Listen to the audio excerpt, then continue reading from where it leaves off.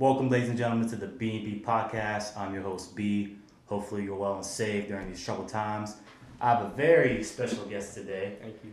Hey, so brother, I want you to please introduce yourself to the show and tell me about yourself. Tell me some life stories. Ooh, yes, sir. Well, first of all, thank you for having me on.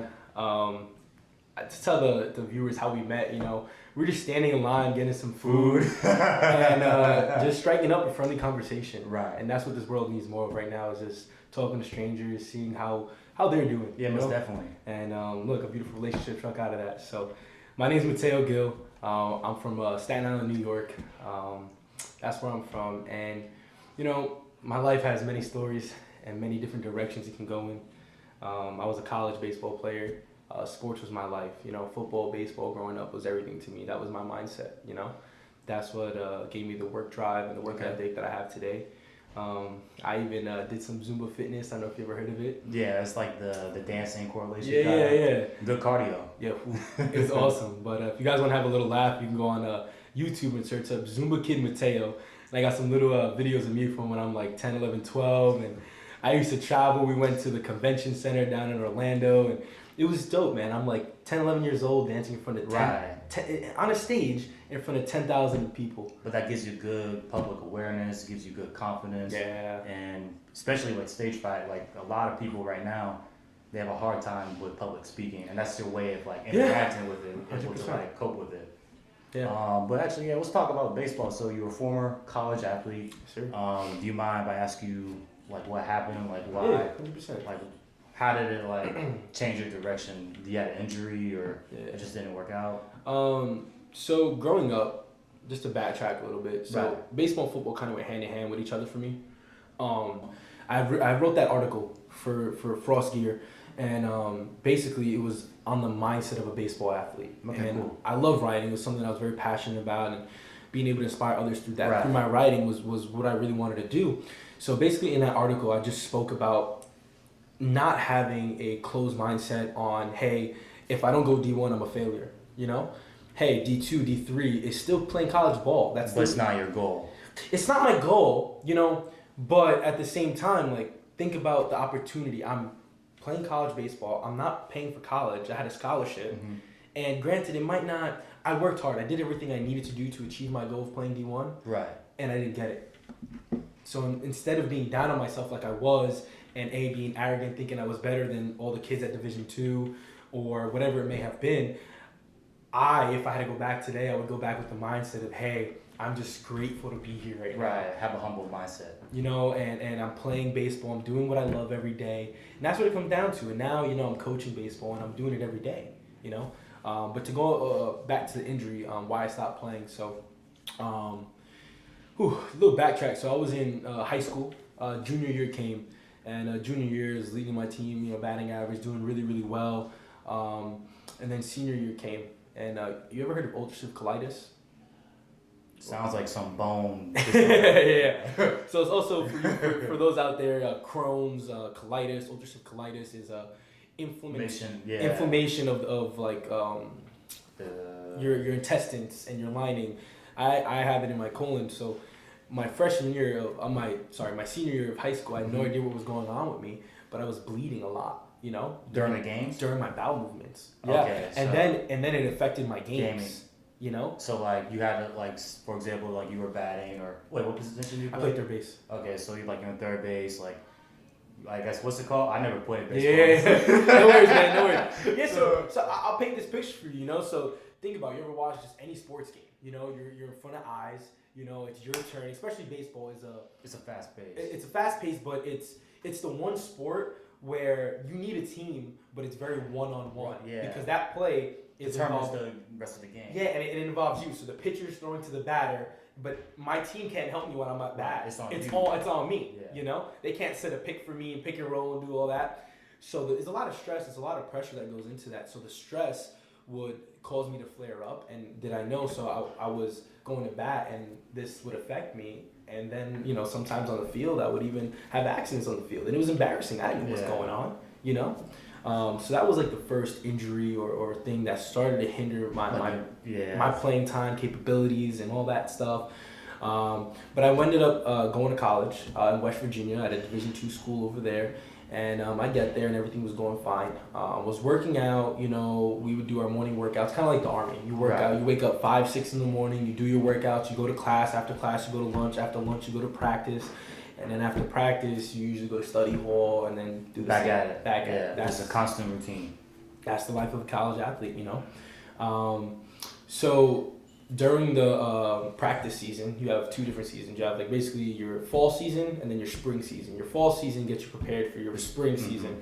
And in the fall, you kind of just bounce around, see where you can play at, and get a feel for your team. Do you incorporate so during your fall season, right? You said like you're basically like discovering yourself in your position. Do you also incorporate like weightlifting or some conditioning? Like what do you have to do? Oh man, all the time. I mean, like I was just saying, we do 6, 7 in the morning workouts.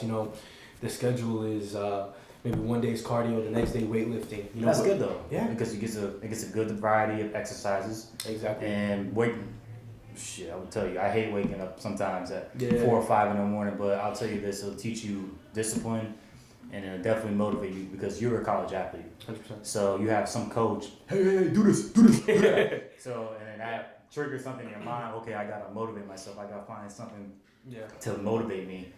And then you get that self-motivation. I want you to save that thought right there, because when I finish telling the story about my injuries and all that stuff real quick, I want to go back to that because I think it correlates with a lot of the stuff I'm going through now, and how I'm overcoming that now. And I think that's extremely important. But to go back to the injuries, I'll keep the injury part short because I don't think it's too. It's on you, brother. No, I hear you, man. I just want to be able to give the people, and not even the people, just us right here, have a good conversation of, hey, let's really talk about things that need to be talked about. But yeah, so I ended up playing first base and I did a split. And I'm not that flexible, I was like, yes, you're a big dude. Yeah, big dude. So I go and I do a split, and my parents, they're the most supportive people, man. Since day one. Oh, I can kind of see where it's going. They've been there. They drove 8 hours to come and watch me, and this is not even an important game. This is a practice game, And even throughout the regular season, when I did play, they missed one game, and that was in Kentucky, which is like 15 hours away or whatever from New York. So I was extremely grateful to have that support throughout the years. But I'm there, I'm playing first base, and I do a split. And I pick the ball, make a beautiful play, and I just get up and something's not right. Next inning, I go to third base, and I try to get down, do some practice, and I just can't. You can't squat down? I can't squat. Okay. I'm like, something's wrong. And at this ACL? point, no, it ended up being my hip labrum. I ended up tearing the labrum in my hip. Yeah. So I end up start tearing up. And I didn't know what was going on. So I go to the back, I go to the trainer starts stretching me out and trying to help me get better, put some icy hot, give me some Advil, whatever I can do to get me back on the field. And, I was trying to go pro, man. Right. Like, that's like the goal. That's the goal. Yeah. That's the goal. You can, just because I didn't go D1 didn't mean I couldn't still go pro. No, of course not. But how you're saying, like, once you're exactly. D1, like, how you're saying, that's like the aspirations of the D1 athlete. Keep going. Exactly. So I was there with the mindset, hey man, I want to do everything I can do to go pro. So for me, every second I was on that field, you gave it your all. I gave it my all, man. This is college. This isn't high school no more. This isn't. Thank you, man. Yo, thank you, bro. Thank you. You gotta step the heck up. Yeah. So I was just raised with the mentality like, you get injured, whatever it is, you gotta push through it. Some people say you gotta know your body, this and that, but it gets cutthroat. Like Conor McGregor, I don't know if you know. I was just listening to one of his podcasts with Tony Robbins and talks about his last fight when he got beat. He was just fighting with just messed up toes, when his pinky toes was broken and this and that. And should he have fought? Probably not. But that's what the heck he was. He's a competitor. Right.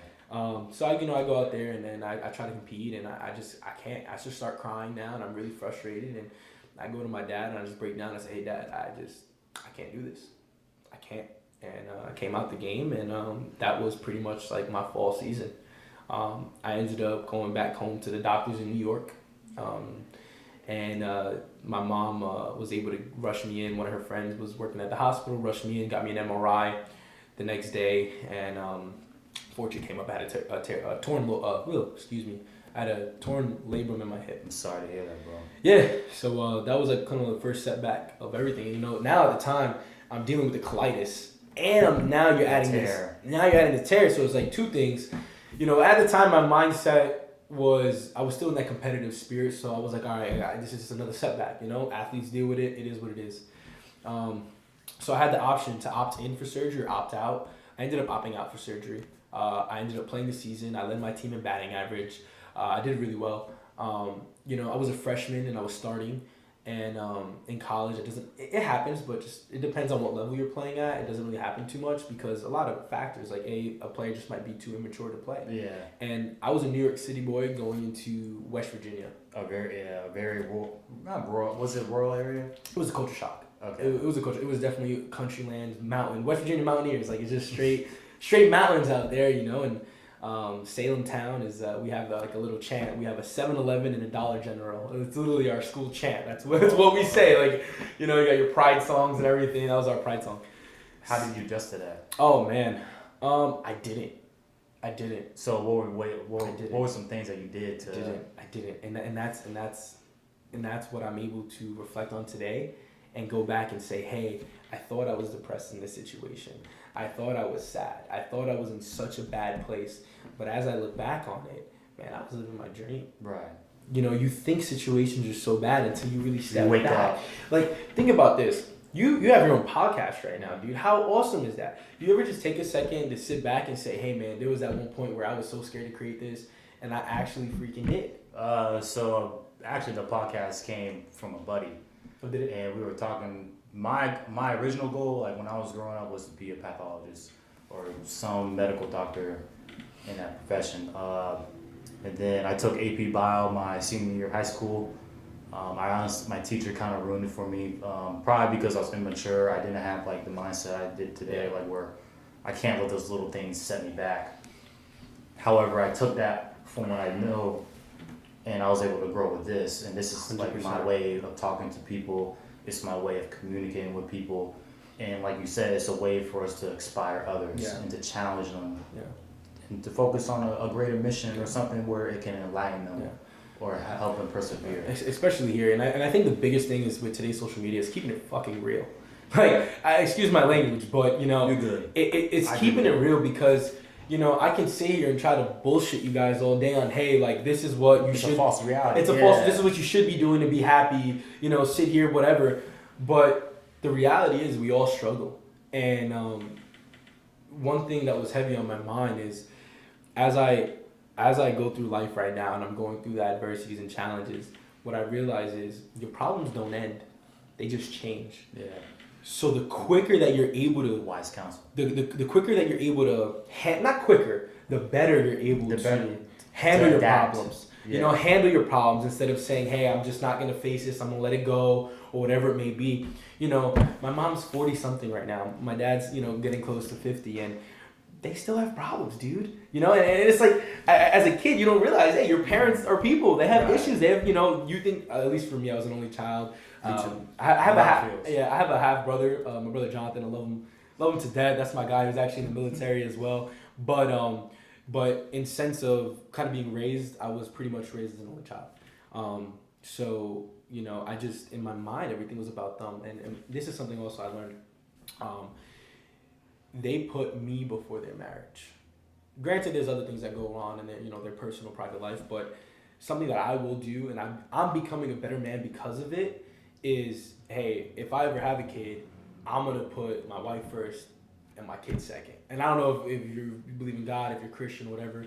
Yeah, I'm more of a communist. I was raised Episcopalian. Okay. But then, this is me personally. I think it's selfish to judge another religion. Yeah. This is a hard conversation. It's a hard conversation. Yeah. Right, but technically, yes, I am a Christian. I do follow the word. I try to follow as best as possible. Yeah. I hear you. Faith is definitely hard. I mean, I grew up Catholic, went to Catholic school my whole life, and ended up going to a public high school. Oh, and, yeah, different mindsets. I would walk up to my teachers and I would say, "Hey, good morning, miss. How's your day?" And I'd get an A, just because you come from Catholic school, which is strict. I wouldn't say necessarily friendly. I would say a strict environment where, hey, you got to be on your P's and Q's. You know, you can't disrespect teachers because you're gonna get kicked out. And so I, you know, making that transition to public school, you know, it was different. But again, it was just But those are supposed to be common courtesies, those virtues where everybody's supposed to, interact with. Like I don't think like now like people just stare at each other. They have these weird looks like this. And then sometimes like you have an interaction and it just doesn't go flow because they don't know how to interact with somebody. That is the stupidest thing right there. My one of my good friends, he rest in peace, just passed away. He got stabbed to death walking home in Brooklyn from his barbershop. And the reason was because they're walking and another car pulls up and looks at them the wrong way. And his brother was like, hey, what y'all looking at? And it's just like this macho mentality.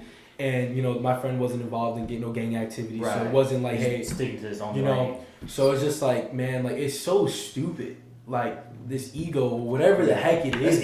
That's definitely ego. Like, dude, drop that shit. It's not cute. It's not cute. It's time for people to grow up. And some people never do, But yeah, no. Let's get back on track to where we were going with. It all I know. Okay, I'll ask you this. So, after your injury, after you went back home, and then you decided. Okay.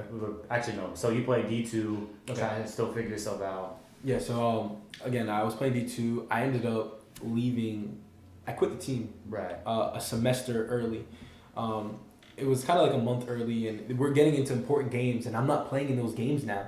Because of injuries? No, because I was immature and I wasn't being a team player. I wouldn't pick up the cups in the dugout. I would be the first one to leave. Okay. Hey, I want to go back to my room and hang out and watch TV or whatever it is that I needed to do. Right. My team, it wasn't, hey man, let me help you out. Let me throw that cup of coffee away from you. Like no, like see now I'll do it gladly. I'll get up and I'll do that. But back then, I came from New York, and it was funny because. I mentioned New York a lot. It's a mindset. It's nitty gritty. My football coach used to say this all the time. My high school football coach, he goes, and it's a true statement.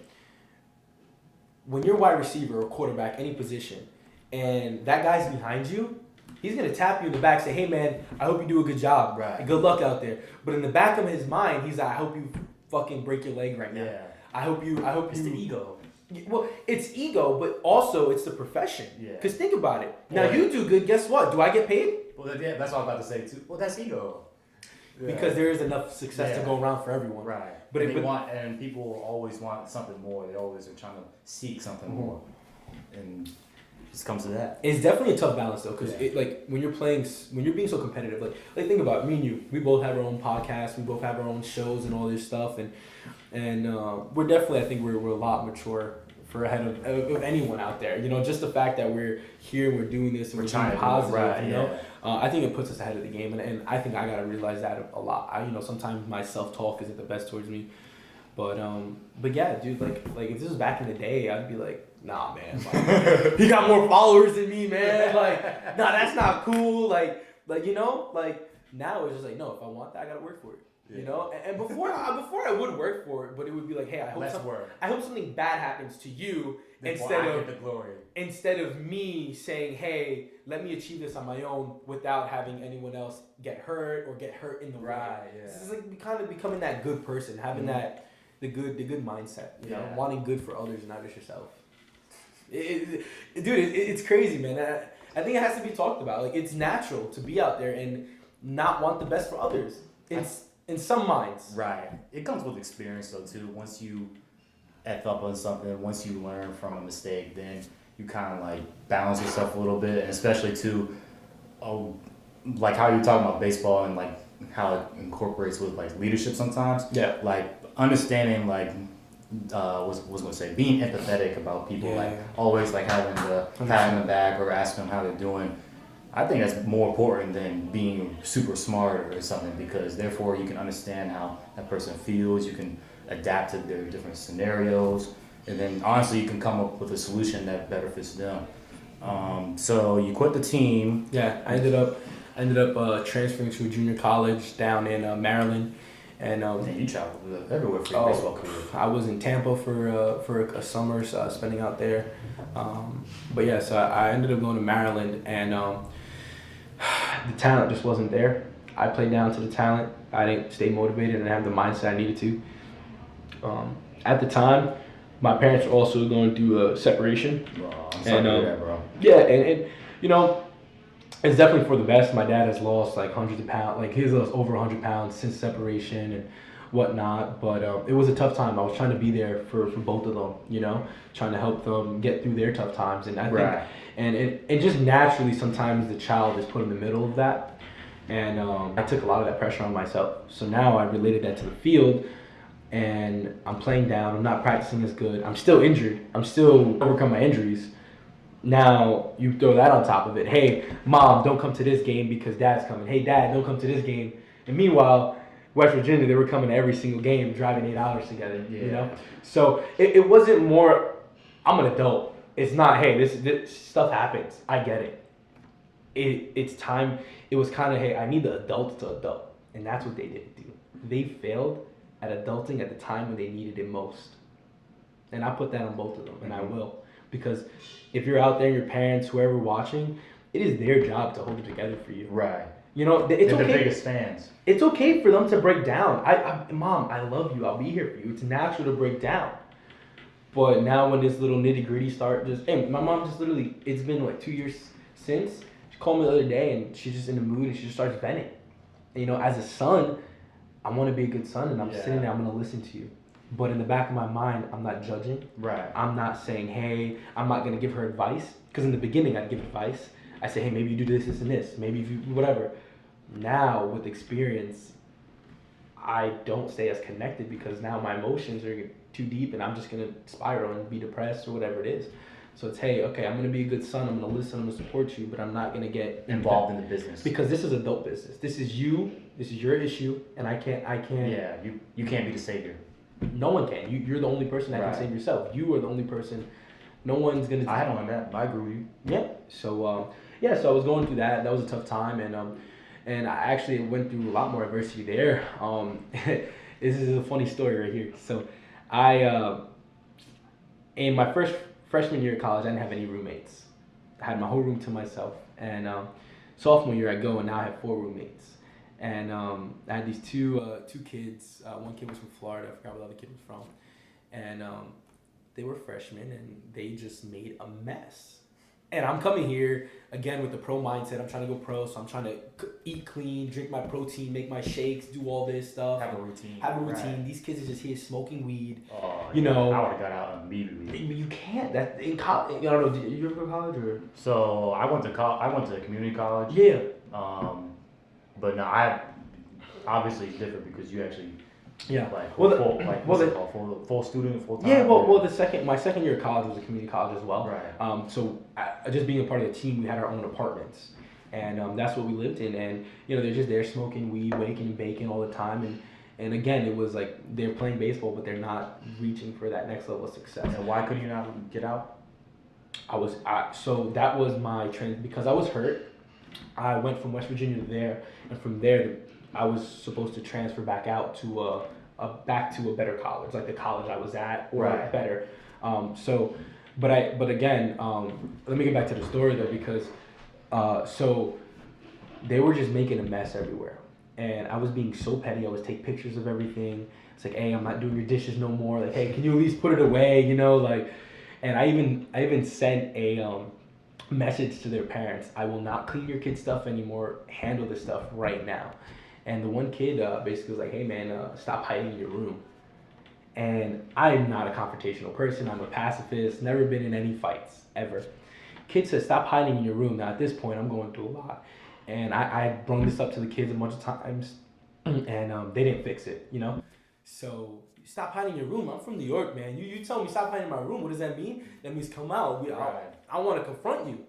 So I came out my freaking room, stood over the kid, and I was like, what's up? What's going on? You want to talk? I'm here, And, he's a Florida kid and, little white boy out there and little white boy out there, I'm Puerto Rican. I'm Puerto Rican and white, but little white boy out there, and he legit, in his defense after everything, he was like, oh, that just means, hey, we just want to talk about things. I'm like, dude. Well, you tried to talk with him. I'm like, dude, I tried. And then you want to say, so no, where I'm from, New York, you said, hey, man, stop hiding. That means come out. Right. So what I did, I stopped hiding. I came out and I punched him in his face. Where did that get me? Kicked off the team. Oh, God. Now guess what? In the darker spot. Now guess what? Even darker spot. Yeah.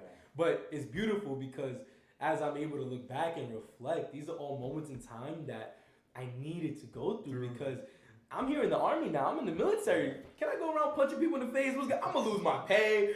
I'm gonna be working like graveyard shifts all day. So, but the reality is if I didn't go through that then, I wouldn't have the knowledge that I have now to hold myself back. You wouldn't probably have this. I wouldn't have my mental growth, and that's what it is. That's why I created my brand, Mental Growth, because it's there. You know, we have, and it's a mountain. I don't know if you see it. Yeah, because you gotta keep going up. Well, yes, but if you look, you got your highs and your lows. So I like that. Yeah, and that's what's beautiful. I wanted to create my logo, my design, and I took a lot of time with it, and I invested a lot of money in it because I think that everyone has their own interpretation of it, and I don't want to say, hey, this is what it means. No. Everyone's growth, everyone's development is different. At their own rate. So, hey, you might look at this and feel one thing. Up and downs, yeah. I might say, hey, this is another thing, right. You know? So for me, you know, it's just the constant highs and some lows of life. Right now, what I'm currently trying to work on is not getting too high and not getting too low. Let me work on a little more consistency. Yeah, so you want to go at a slow pace, build the quality. Yeah, you know, I wouldn't necessarily say slow. Well, I didn't mean like slow. I meant like not like take your time. Not rushing success. Right. Yeah. Trusting the process. Hey, if you wouldn't mind, here I'm gonna grab this bag real quick. Go ahead. I got you something. And it's funny that we're talking about this now.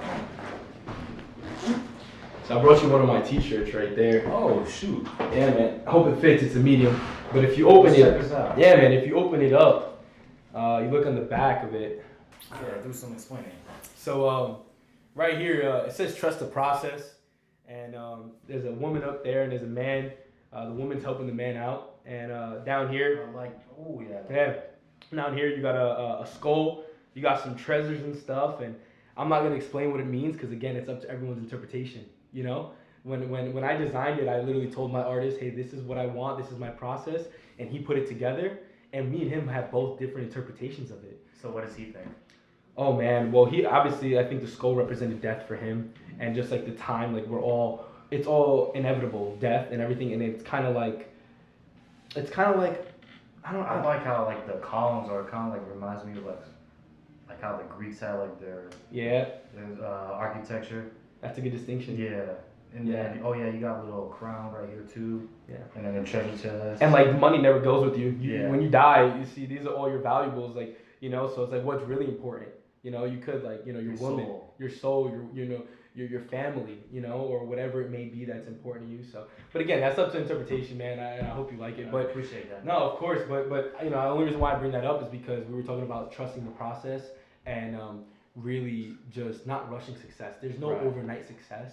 You know, and that's the problem today is we see these things like get rich, get quick. Yeah, and that doesn't happen. It does not. And if it does, it won't last. Right. It won't last. And that's another thing I realized too is like, oh, these people that come into money or whatever it is. That stock market, man. Is that stock market? Oh, I know. Hey, I just got into that too. So I started on Robinhood and all that stuff. Good. And you know, I think it's great to have conversation with friends about that stuff because it gives you something intelligent to speak about. Mm-hmm. So now I'm able to learn. Yeah. I'm talking to my dad. I'm talking to my cousins, and you know what's beautiful? I grew up in a Puerto Rican family that financial literacy is not something that's talked about. You know, like generally in the Puerto Rican community. 100%. 100%. Well, I get it. I kind of get it too. 100%. It's you know, I would say Puerto Rican would be a minority. I might not be too. No, that's definitely minority. Yeah. I'm being real. It is 100%. And again, it's not something that is passed down. You know, a lot of these. Nobody talks about it either. So you talk about generational wealth. It's passed down from generation to generation. So it's saying, hey, are we going to be that generation that's going to stop this? Are we going to break that chain? And they haven't broken the chain yet. Is that what is it getting better at least? You know, I think so. My grandma came here from Puerto Rico with 6 kids. My dad and all my aunts and uncles, I would say, would be first generation Americans here. Then you have, you know, I'm one of the youngest cousins out of the group. Then you have us, and you know, we're still working on it. You know, I think one of the biggest reasons why I started my brand was because not only did I want to help myself out, I wanted to help out my family. You know, that's what's really near and dear to my heart. And to see them suffer is to watch me suffer as well. Because So they're your blood. And what services do you provide as far as like outside your family and outside yourself? What services do you provide for the public? Yeah, so right now I'm really just selling apparel. I sell these hoodies, I sell shirts, and a portion of the proceeds go to a charity that I'm connected with right now. Awesome. I really want to do more with that. A part of it comes on my end and needing to do more marketing and more sales. But again, right now that's not really what I'm not worried about money right now. I want to build a brand. Exactly, bro. I post free content on Instagram, Mental Growth 2020. Please go like, follow, share. I'll make sure I get that on my name. Yeah, I appreciate it. You know, YouTube account up and let me know. I got you. Yeah, appreciate it. And it's just posting positive, good content as much and being real and original. Right. I'm not out here copying other people's content. What I might do is I might say, hey, I like what you said. Turn it into my own words and then bring it out there. Of course. Because nobody wants stuff that copycat. No one wants copycat, you know? And my dad helped me with that a lot. My dad was, hey, just be you, be original. Because you ever heard Tony Robbins? Tony Robbins. Sounds familiar. So he's one of the number one life coach out there. And he holds these seminars. It's on Netflix called I'm Not Your Guru. It is amazing. You gotta watch it. So me and my mother ended up traveling to that seminar. That was $5,000 right there. It's a 7-day seminar where you dive deep into your life. Oh man, you probably learn a lot though. Oh, tell me, and this was right after my whole little stint with college, and I was going through a tough time, so I needed that. So after that event, I ended up going to Fiji with my mom, and we went to another event that was talked about life and wellness. So that other event talks generally about everything together in a week, but the one event in Fiji really was about health. And health, that's where I got this ring at. The Aura ring. Right. That's where, they give you little tips and tricks to boost your health and all that. So, so I went through that phase of, hey, let me go through all these seminars and learn what I can learn. But when you're not really, I was knowledgeable, but I'm copying them because that's what I'm learning. But now that I'm in the game a little more and I'm understanding it and I'm putting it into my own words, that's when you know you're really understanding it. And you don't want to duplicate somebody else too, because like how I always try to preach on my channel, like you can't follow somebody else's success. You have to follow your own passion. Yeah. And with that passion, it'll lead to long-term happiness, adventure, and then therefore you'll be fulfilled in your life.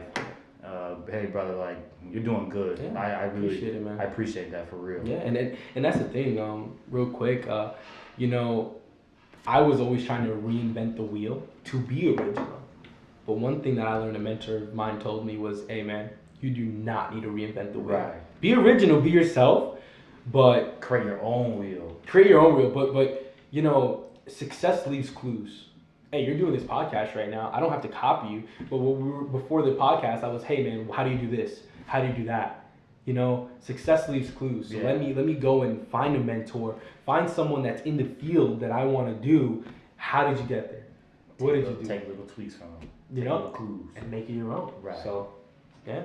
Dang, brother. Hey, so actually, let me ask you one more question before we sign off. So, in the long term, like say like 5-10 years, where do you see mental growth? Oh, yeah. Because I think that's a good question for the audience to know. 100%. What I really intended it to be and to become, I want to become a platform where you can come and you having issues about anything in life, you can come. If you want, so right now I'm coaching baseball as well, but what I do is I mix mindset training with baseball. So mental growth baseball, mental growth football, mental growth sports. Let's just say. Right. Now I have an academy where you're coming down, you're getting your mindset training, you're getting your athletic training. That's all future works, just all ideas. Planning and scheming. Oh, 100%. And but again, I could venture into, hey, let me become a life coaching platform for others. So let's say you go ahead and you get your life coaching certificate. Hey, maybe you're trying to build your clientele. I put the work in. I built the following of people. They know that I produce good content. I don't accept nothing less but greatness. Right. This is my guy. I'm going to approve of him. Hey, hire him right now. Go work with him. And then not only are you making money, I'm making money. The people are happy. We're providing good value for everyone. Right. It's mutual. Yeah. It's all mutual. So I think, maybe going into like a coaching business and doing that and growing that. There's so many possibilities. There's so many. There's so many, and I think that the biggest thing is staying in motion. Staying in motion. You know, if you stop and you break your momentum, you're not gonna go nowhere. Yeah, or at least maybe like take the time to reflect on yourself, just a brief moment. Yeah. Because that's what I do personally. Like maybe on a Saturday, I'll absolutely do nothing. Yeah. For 20 minutes, I just sit in my bed. I'm just like thinking like this. You meditate? Not really. Thinking. I walk. That's like my form of meditation because it clears my mind. I can like think about the stuff I did, and then honestly, like just thinking about other things can lead me to like a creative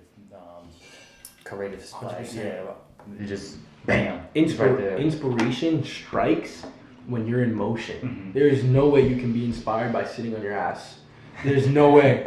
It's damn near hard. You know, I went through this phase of running Spartan races and Tough Mudders. I ended up running a 24-hour Tough Mudder race. And my goal was 55 miles, and I didn't hit it, but I did pretty well. I ran 35 miles. But what I realized is while I'm there and I'm running these races and I'm sucking, I mean, you're in the Army. You know what the suck is. Your mind goes to a different place, and you start getting these creative moments. And that's just inspired. Inspiration comes with the hard work. Right. If you're not inspired and you don't know what to do, just get up and go do something. Listen to that. Get up and go do something, and then you can't expect to be inspired by just sitting there. Hey, what am I gonna create? Like have no goals. Like I'm watching this YouTube video right now. I'm listening to this podcast. I know I want to be successful. I have it in me. I have everything. I just don't know what it is. Well, how do you figure that? How do you figure it out? You gotta go, get up. Okay, I don't like this. You know, I don't like the Army. The Army is not for me. But guess what? Now I know that. Do my time. I'm gonna get out and I'm gonna chase my passion in my career. But if I didn't do it my whole life, maybe I could have made a good career in the Army. Yeah. Right? You know? Yeah. You at least try. You put yourself in an uncomfortable position, and then bam, you're good. Right? Like a little extreme with the Army, but you know, it's been an adventure. I truly. Man, it's so amazing just sit back and reflect on everything, because in retrospect, sometimes you really get down and out, really depressed, especially seasonally, especially out here in Kansas. There's no life, no trees, everything's dead right now, and you know you're just sucking, and it's tough. It's hard. You gotta find things to do. That's how I had to learn that too. Like, I went to Europe for 9 months, and that was a blast. But once I got here, I actually was able to really focus too. Like I'm an introvert. Like I mean, like I consider myself a career extrovert. Like when it comes to like the podcast and like trying to network with IT, I'm like, oh hey, let's talk about this. What you enjoy, right? But like once everything like settled down and it's just me, you're gonna see me in my room by myself. And I'll like maybe say, hey, what's up, man? But bam, it's me in here trying to recharge, refocus, and then get to the game. 100%, brother. But hey, let me ask you one last question before we go. Oh, you asked me a question. Well, I asked you a question, right? Yeah. What does mental growth mean to you? In your own words, not what does it mean? What does it mean to you? So I think it means going through your own experiences, learning as you go through those experiences, making mistakes, trying new things, and honestly putting yourself in a difficult position from my point of view. And once you do all those things and you figure it out, it's going to come naturally. It's going to take time, like you said, but with time is your greatest ally. And mental growth is very important for young men and women right now, because I think the community is really struggling with it. 100%. But yeah, that's my own partake with it. I think it comes and goes. Like you just gotta live life sometimes and figure out what you want, figure out what you want to do, and then it'll eventually. People don't say the grass is greener on the side, but I'm like you said, optimistic. Yeah, you gotta always remain positive. You gotta find the good stuff. Right. The Army teaches you. You gotta hunt the good stuff. Right. If not, you're just gonna be miserable. But I believe that. I think the grass is greener on the side. It just takes time. Stay in the fight. And it takes times of hardship to understand that. But yeah, that's my partake with it. That's awesome, man. But have you got anything else for the folks? You know, stay in the fight. Keep fighting. It is not easy. It's not. You know, we all struggle. We're all here. We feel for you. And man, that's really it. Just keep fighting. That's the one message I want to put out there. You know, everyone's life is important, and everyone can have an impact. Right. Whether you're just opening the door for someone, or smiling, or saying hi. Like, what a great connection we had just because we smiled at him. We got masks on, but I don't even know how the conversation honestly started. I forgot. What's up? You're like, what's up, bro? Where you from? I'm like, that's what I said to you, probably.